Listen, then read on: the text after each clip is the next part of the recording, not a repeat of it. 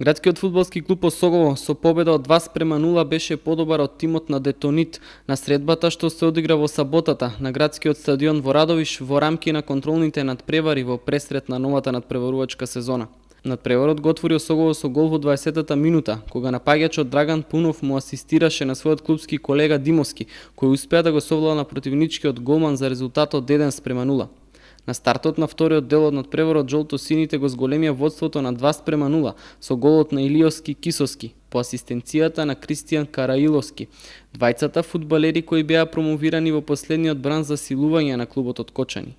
До крајот на надпреварот тимот на Осогово имаше уште неколку шанси, но сепак резултатот остана непроменет. Веќе во вторник на 14 август Осогово го очекува уште еден контролен пријателски меч.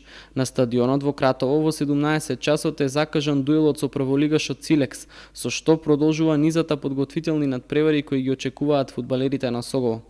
Од клубот информираат дека во предстојната сезона екипата на градскиот фудбалски клуб Осогово ќе има своји представници во младинските лиги на Фудбалската федерација на Македонија, во регионалната југоисточна лига за петлиња родени 2004 година, како и лигата за помлади петлиња родени 2005 година. Распоредите за надпреварите во младинските категории е објавен на веб страницата на клубот, а дуелите за новата сезона започнуваат на 25 и 26 август.